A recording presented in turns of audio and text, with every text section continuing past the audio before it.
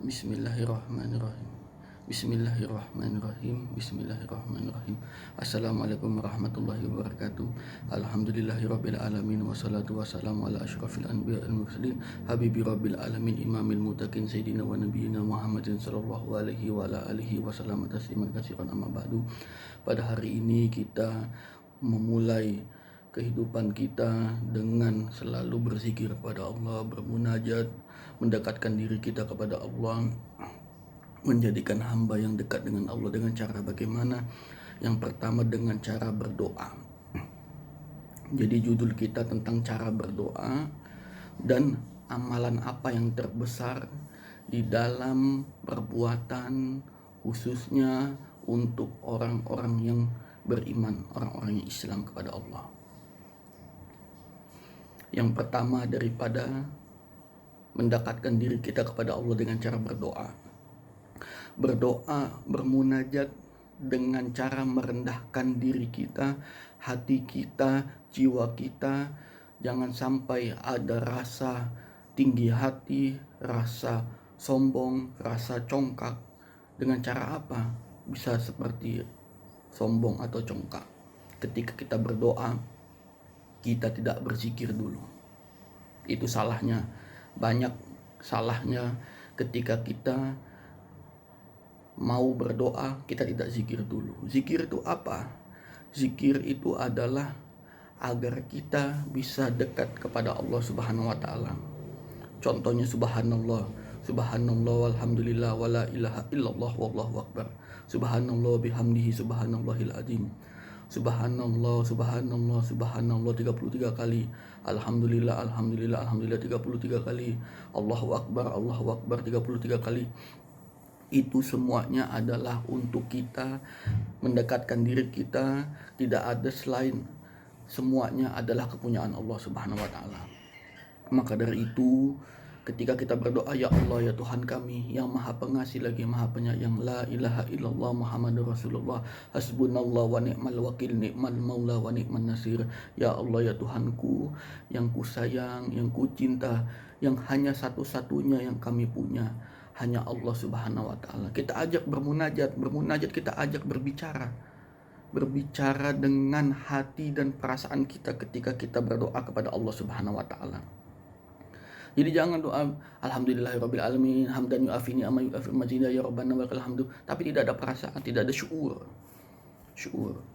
perasaan. Tidak ada perasaan di situ. Jadi kita harus mendekatkan diri kita dengan perasaan yang lemah lembut ketika kita bermunajat. Lebih bagusnya munajat itu kita duduk sendiri di tengah malam, kita berdoa, kita berzikir, kita nangis senangis-nangisnya, kita cintanya kepada Allah, sayangnya kepada Allah dengan membawa perasaan kita. Itu syukur. Ketika kita mau mendekatkan diri kita kepada Allah Subhanahu wa taala, mau dikabulkan doa kita oleh Allah Subhanahu wa taala, kita harus punya perasaan ketika kita berdoa kepada Allah. Makanya ada dua ciri-ciri orang yang diampuni dosanya oleh Allah. Ada yang diampuni oleh Allah, ada yang tidak diampuni oleh Allah. Bagaimana kita bisa melihat orang yang tidak diampuni oleh Allah sama orang yang diampuni oleh Allah? Ada ciri-cirinya. Ketika orang yang diampuni oleh Allah dan tidak diampuni oleh Allah, ada ciri-cirinya kelihatan.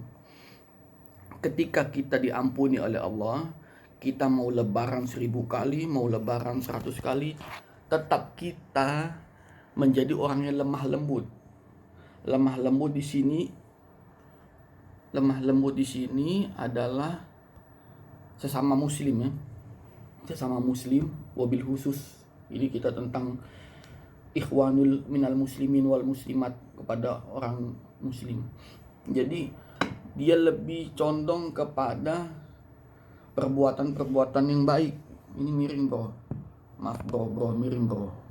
Nah begini bro, thank you. Jadi lebih condong kepada perbuatan-perbuatan yang lebih baik. Misalnya dia mengucapkan salam, perbuatan-perbuatan kecil. Mengucapkan salam, assalamualaikum warahmatullahi wabarakatuh, ketika ketemu saudaranya, sesama muslim ini ya. Ini untuk sesama muslim. Terus dia sholat tidak tinggal, dia lebih lebih berperasaan, dia lebih lembut, dia lebih baik. Ini miring bro, tenang bro, ini miring bro, santai, relax and enjoy yourself. Jadi kita ini bicara santai aja. Jadi kita bagaimana membedakan orang yang diterima tobatnya oleh Allah sama orang yang tidak diterima oleh Allah tobatnya. Terus dia lebih banyak menangis, mengingat dosa-dosanya, dia bertobat, dia benar-benar tobatnya, dia dosanya tidak dikerjakan lagi, dia benar-benar nasuha, sungguh-sungguh nasuha, dia sungguh-sungguh di dalam merubah hidupnya menjadi orang yang lebih baik. Nah, itu bedanya. Dia tidak tinggal sholat, dia tidak tinggal zikir, dia sebenarnya. Oke. Ada komen. Jadi kita maaf. Tadi sampai di mana lupa sih ya. Oh, lebih baik. Jangan. Oh, lebih. Nah, kita bisa melihat dia lebih soleh, dia pakaiannya, dari pakaian dia lebih agamis, dia lebih sopan ya. Kalau yang perempuan dia pakai jilbab, dia pakai kerudung. Kalau yang laki-laki dia lebih memakai pakaian Islam, dia gamis, dia pakai peci. Ketika dia sholat, dia lebih bersih, dia lebih wangi, dia lebih mengutamakan Tuhan Allah Subhanahu wa taala. Dia lebih mengutamakan daripada segala-galanya. Ini woi, santai bro.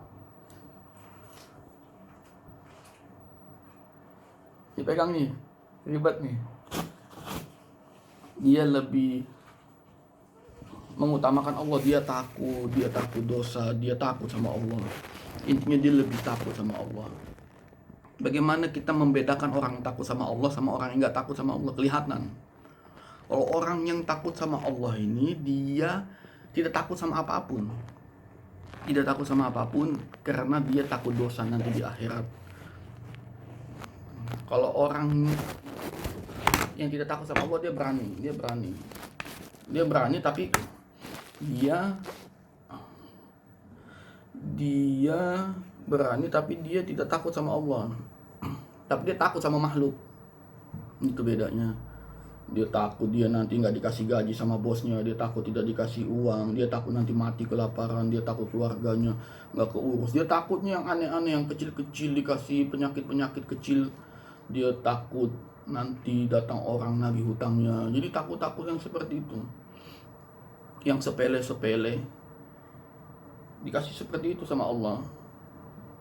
Jadi ketika kita tidak takut sama Allah, Allah akan memberikan kita cobaan yang kita tidak suka, yang kita tidak takutin, yang kita takutin akan datang menimpa kita. Makanya man khafallahu khafahu kulli syai'in. Siapa yang takut kepada Allah, semua akan takut kepada kita. Entah itu hutang, entah itu nggak ada uang untuk makan, entah itu nggak bisa bayar cicilan, entah itu kita takut kita nggak sukses di dalam hidup. Itu semua akan hilang ketika kita takut kepada Allah Subhanahu wa taala. Kita akan diberi kesuksesan, kita akan diberi kekayaan. Masalah kaya, sukses atau berkah atau makmurnya. Ini orang di sebelah ini komen terus. Masalah sukses atau enggaknya itu semuanya adalah ketakutan karena kita tidak takut kepada Allah. Jadi Allah berikan masalah yang mengeri-ngerikan, yang seram-seram. Itu tangannya masuk bro. Aslinya juga satu orang.